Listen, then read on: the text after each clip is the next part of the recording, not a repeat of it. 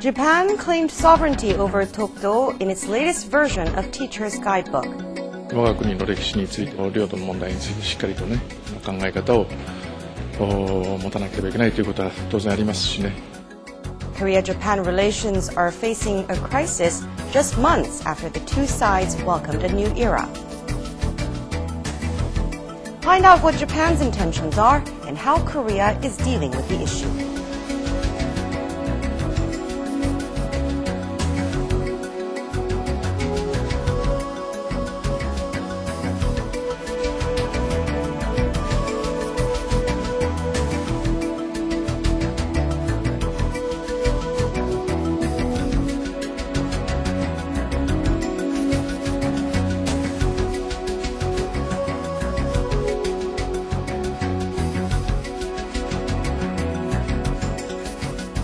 Hello and welcome, I'm An Jung-hyun for Heart to Heart. Korea and Japan are currently at somewhat of a diplomatic standoff as a result of Japan's sovereignty claim over Tokdo. On Heart to Heart, we're going to start a two-part series from today on what the Tokdo issue is all about and how Korea should go about resolving it. As the first of our series, let us welcome the president of the Northeast Asian History Foundation, Mr. Kim Yong-duk. 감사합니다. 네, 반갑습니다. 요즘 독도 문제로 많이 바쁘시죠? 네, 바쁩니다. 동북아 재단이 출범한 게 2006년 9월로 알고 있는데요. 구체적으로 어떤 일을 하는 곳인지 좀 소개를 해주시죠. 이 동북아시아 공동체를 이루는 것이 우리 한국, 중국, 일본을 중심으로 한 동북아시아 국가들의 꿈이죠. 그런데 동북아시아 공동체를 생각할 때 항상 거기에 벽이 쳐지는데 그게 바로 뭐냐 하면은 역사 갈등의 문제입니다. 그래서 역사 갈등의 문제하고 역사 갈등으로 인해서 생긴 영토 분쟁의 문제 이런 것들이 사실 세 나라 국민들 마음속에 남아있기 때문에 우리가 한 걸음 더 평화와 번영을 위한 방향으로 나갈 때 항상 그게 걸려 있어요.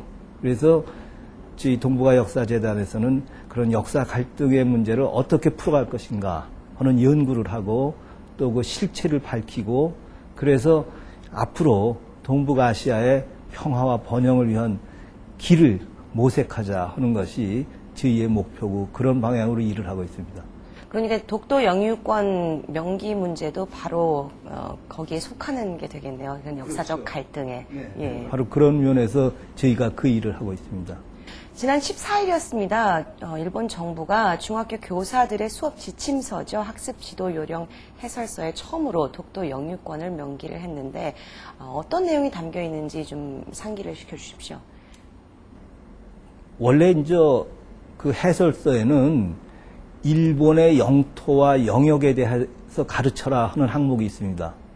거기에 이 북방열도, 일본 측 표현이죠. 러시아식 표현으로는 남쿠릴 열도가 되는데 그 러시아에서 일본의 고유 영토인 북방열도를 불법으로 점거하고 있다는 사실을 학생들에게 가르쳐야 한다 하는 것을 얘기를 한 뒤에 이어서 한국과 일본 사이에 영토 분쟁이 있다는 것을 기억해내고 그리고 한국이 그 러시아가 북방열도를 점거하고 있는 것과 마찬가지로 일본의 영토를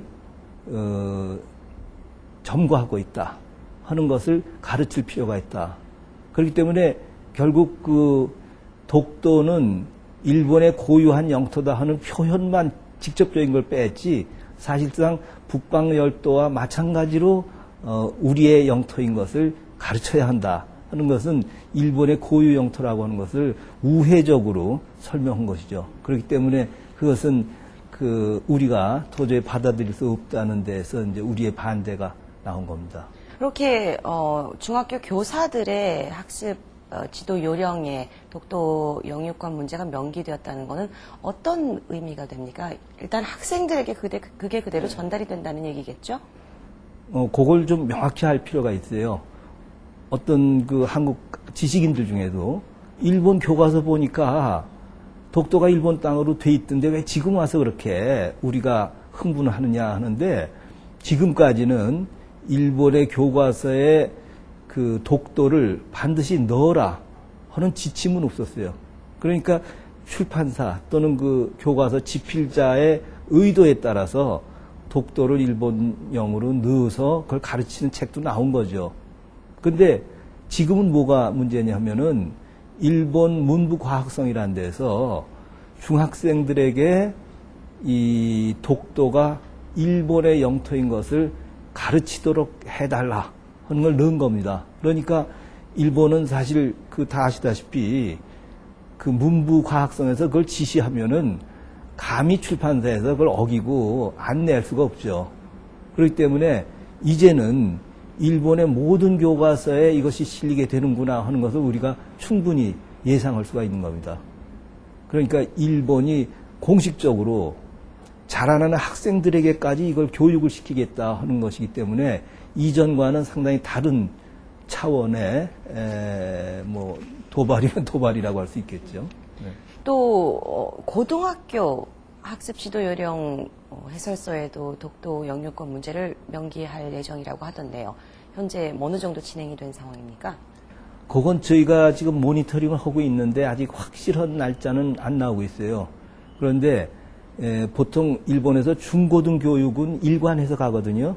물론 의무 교육은 이제 중학교까지지만, 그래서 중학교 교과에 그 독도를 일본영어로 한다 하는 것을 넣게 했다면은 고등학교 해설 교과용 해설서에도 들어가리라고 하는 것을 충분히 우리가 예상할 수가 있습니다.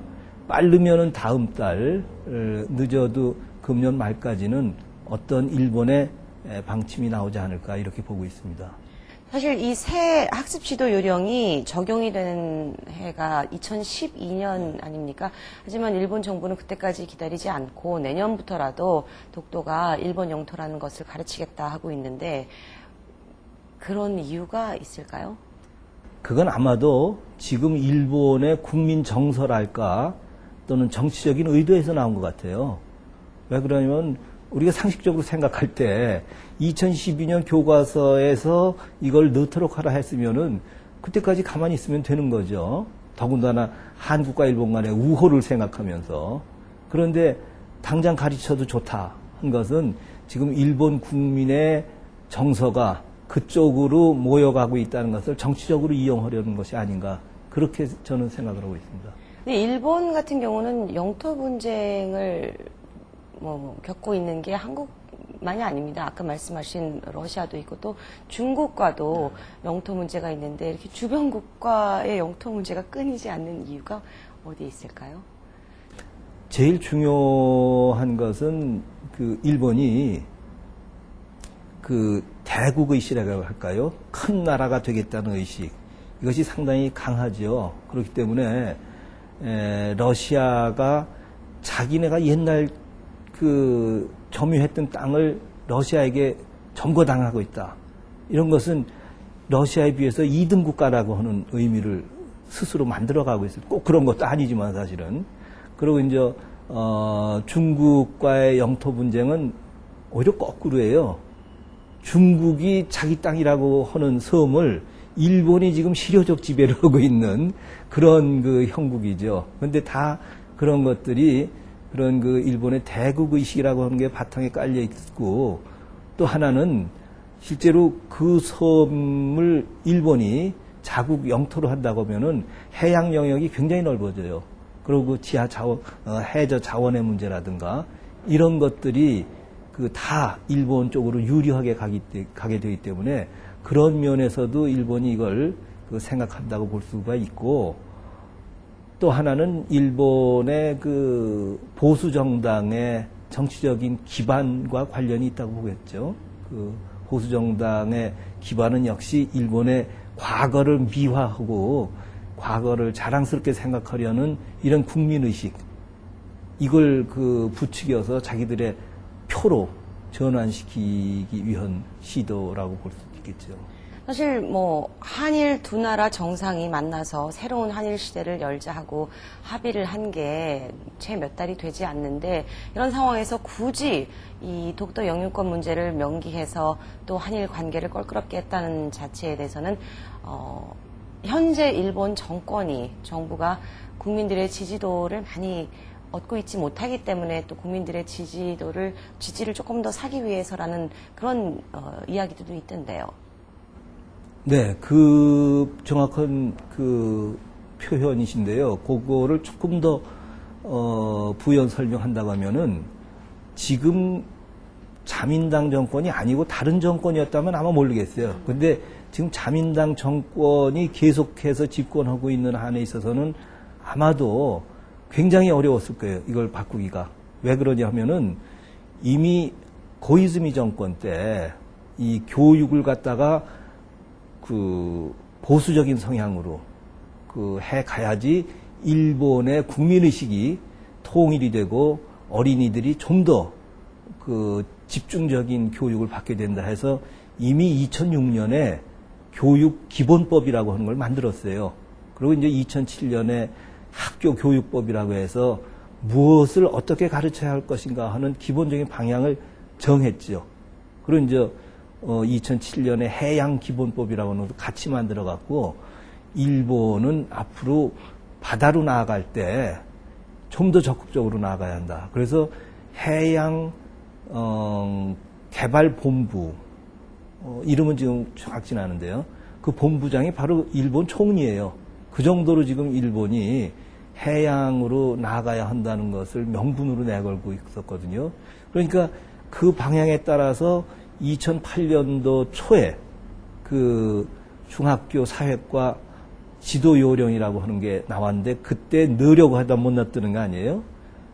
그건 이제 이 한국에 대한 배려라고 할 수가 있는데 그때 그것을 완전히 끝내버리지는 못하고 그 2달 후에 그 지도요령 해설서라고 하는데 넣겠다 하는 것으로 그 무마를 시켰어요. 그러니까 일본 문부과학성에서는 이건 정해진 약속 우리 그대로 하는 거다 하고 밀고 나갔는데 이 후쿠다 총리라고 하는 사람이 대단한 뭐 역사적인 사명의식이 있다든가 또는 이 국민적인 지지 기반이 충분하다든가 하면은 그걸 총리로서 물론 막을 수 있었겠죠.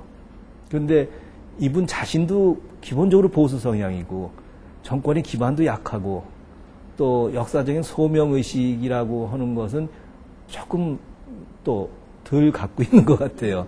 그렇기 때문에 자기도 어쩔 수 없었다 하는 표현이 사실은 맞는 것 같습니다.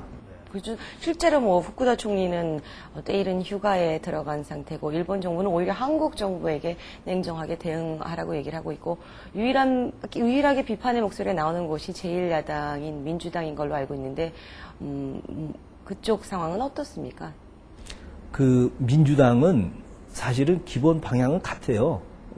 그런데 이번 민주당에서 비판 성명을 내고 당수가 기자회견을 하고 한 것은 왜 한일 간의 문제면은 좀 더 그 협의를 오래 해서 합의를 이끌어내지 못했느냐 이거에 대한 비판이고 거기에 조금 더 우리가 유념해야 할 것은 민주당의 당수라고 할 수 있는 오자와 이치로라고 하는 사람이 그런 표현을 하면서 끝에다 일본의 고유 영토인 독도를 한국이 점거하고 있는 것은 문제가 아닌가 하는 식으로 발언을 했거든요. 그러니까 어떻게 보면은 뭐 후쿠다 총리보다 더 보수적일 수도 있다고. 방식의 차이라고 볼 수 있겠군요. 예. 그렇죠. 그럼 현재 그럼 일본 내의 전체적인 여론이 독도는 일본 영토다 이렇게 돼 있는 건가요?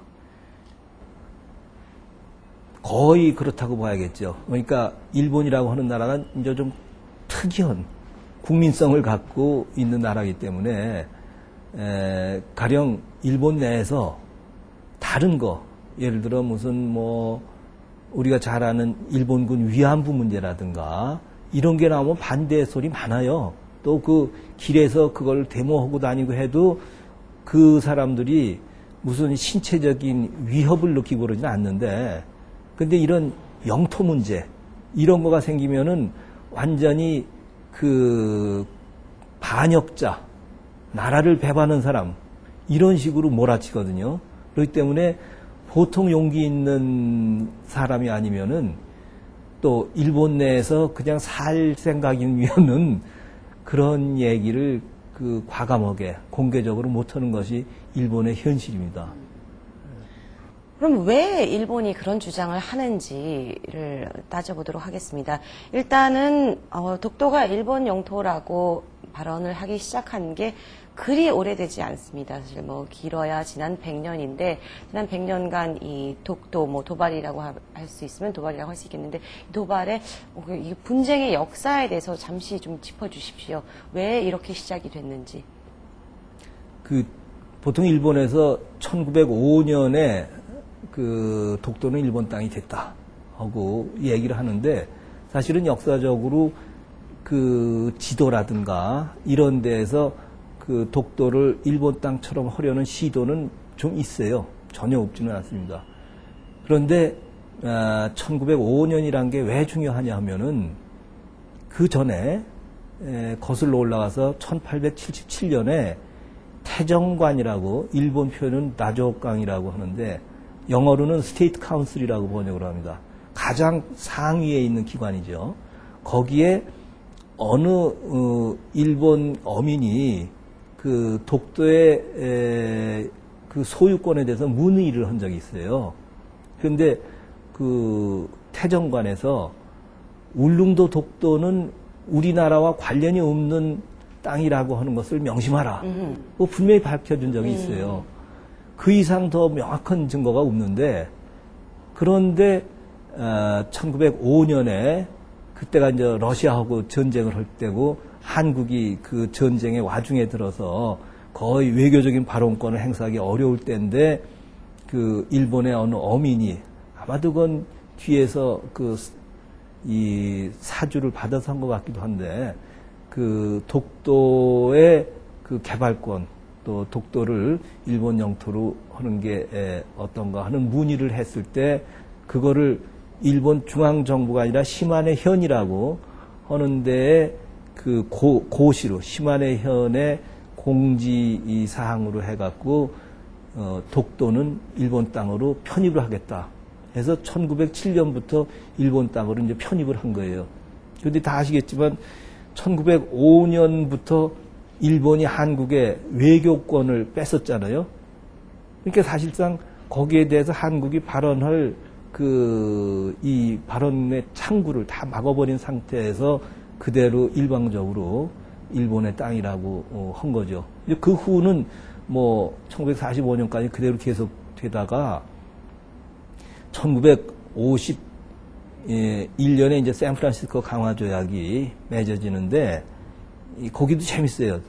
샌프란시스코 강화 조약에 일본이 이제 1952년에 독립을 하게 되는 거죠. 그랬을 때 일본의 영토를 정해주는 조항이 있는데 거기에 초안에는 독도가 들어가 있었어요. 아니 독도가 한국 땅으로 네. 들어가 있었고 일본 땅이 아닌 것으로.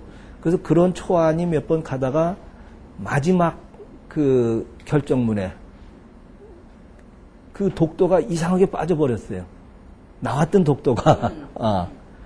그런데 일본에서는 국제법적으로 효력이 있는 것은 이 마지막 조약문 아니냐. 거기에 그 독도를 안 집어넣었다고 하는 것은 그것은 이 샌프란시스코 조약국들 간에 독도가 한국 땅이라고 하는 것을 부인한 증거가 아니냐. 이런 식으로 얘기를 하는데 이제 그 경과는 뭐 여러 가지 일본의 로비도 있었던 것으로 짐작이 되고 그럽니다만 그걸 일본식의 해석으로 보기는 상당히 어렵죠. 그러니까 마지막 버전이 독도가 빠졌기 때문에 독도 일본 땅에다 하는 것은 상당히 그 설득력이 떨어지지만 하여튼 그 전의 과정을 모르는 외국 사람들이 보면은 이건 샌프란시스코 강화 조약에 의해서 확정이 된 거 아니냐 하고 일본 측 주장을 따를 수도 있는 거죠. 일본 내 역사학자들의 의견은 어떻습니까? 일본 내, 아까 말씀드렸듯이 전 국민적인 합의라고 할까? 이런 것이 영토에 있어서는 거의 다른 의견을 받아들이지 않기 때문에 역사학자들 중에도 많은 학자들은 독도는 일본의 땅이다 하는 식의 거에 다 따라가고 있죠. 그러니까 교과서에도 그렇게 기술을 하는 거고. 근데 용기 있는 역사학자들은 거기에 대해서 반대 의견을 내는 사람들이 있어요. 그분들은 왜 어떤 이유에서 반대 의견을 펼치시는지요? 그러니까 역사학자들 중에는 조선시대 쭉 사료를 보면은 이것은 일본에서 독도를 역사적인 이유 때문에 일본의 영토로 가져가야겠다 하는 것은 설명이 안 된다.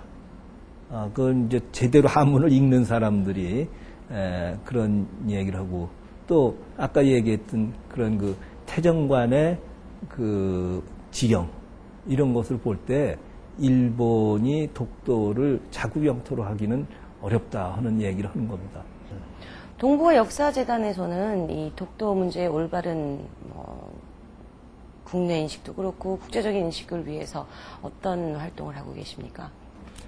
저희 재단 설립 목적에도 있습니다만 저희는 역사적인 실체를 밝히는 것이 1차적인 임무고, 그 실체가 밝혀진 바탕 위에서 국내에서도 그것을 알리고, 그리고 시민단체라든가 이런 데에도 알리고, 그리고 국제적으로도 이걸 인정을 받기 위해서 국제학회에 나가서 이걸 발표를 하고 또 이 국제학자들과 교류를 하고 그러고 있습니다. 그래서 저희 재단에서는 이제 국제적인 우리 역사의 정확한 이해를 알리기 위해서, 확산을 위해서 외국과 어떻게 보면은 네트워킹을 상당히 강화시켜 가고 있습니다. 그렇다면 한국 정부의 입장에서는 이 문제를 어떻게 풀어가야 이 동북아 역사를 바로잡기 위한 그런 방향으로 갈 수 있는 걸까요? 정부의 입장에서는 우선 여기에 대해서 단호한 태도를 취하는 것이 필요합니다.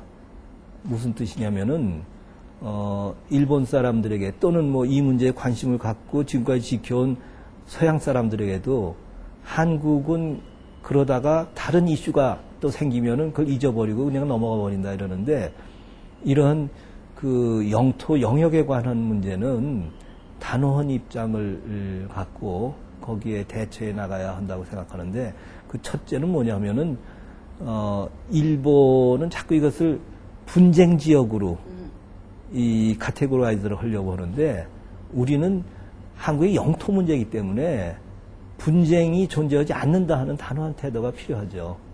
좀 극단적인 이해가 될 수도 있습니다만, 우리나라의 중국과 사이에 있는 섬들에 있어서 가령 중국이 영유권에 대해서 시비를 걸어온다고 할 때 우리가 그걸 분쟁 지역이라고 받아들일 수 없잖아요. 당연히 우리의 땅이니까. 그러한 단호한 입장이 필요하다 하는 것을 우선 말씀드리고 싶고, 또 하나는 이 국민들은 여기에 대해서 냉담할 필요가 있죠. 그러니까 그것도 이제 일본 사람들이나 외국 사람들이 조금 기다려 보면은 한국은 국민적인 흥분이 가라앉을 것이다. 또 조용해진다. 예. 그러면은 다시 옛날로 돌아갈 것이다 하는데, 그 흥분이라고 하는 것이 혹시라도 도를 지나쳐서 마치 우리가 무리하게 강요를 해갖고 외국을 갖다가 설복하려고 한다고 하면 누구도 거기에 설복이 안 될 거예요. 그렇기 때문에 국민들이 거기에 관심을 갖고 이 단합된 의지를 보이는 것은 절대적으로 필요하죠. 그러나 흥분된 행동이 가져올 국제적인 여파, 악영향 같은 것도 우리가 고려한다면은 아주 냉담하게, 또 요 독도 문제면은 이 독도 문제 하나로 집중해서 이 문제를 해결하도록 하는 게 좋을 겁니다. 여러 개가 같이 얽혀서 독도 문제 때문에 한국과 일본 사이에 모든 게 막혀버리면은 사실 그건 또 더 심각한 문제가 될 수도 있죠. 그래서 이슈는 분명히 하고 그 하나로 해서 집중하되 아주 단호하게 우리가 밀고 나가는 의지가 필요하고, 또 물론 뭐 흔히들 얘기합니다만 독도 문제에 대한 좀 체계적인 연구 이런 걸 해야겠죠. 오늘 좋은 말씀 감사드리고요. 또 앞으로 이 독도 문제를 해결하는 데 있어서 동북아 역사재단의 활약을 저희가 기대를 해보겠습니다. 네, 감사합니다. 열심히 일하겠습니다. 고맙습니다. In order to protect what is ours, it is essential that we know well about what we have. And in that aspect, I hope today's program helped. Next time, I'll be back with part 2 about the Dokdo issue, and in that program, we will discuss international laws governing the matter. That's it for today's Heart to Heart. I'll be back with more.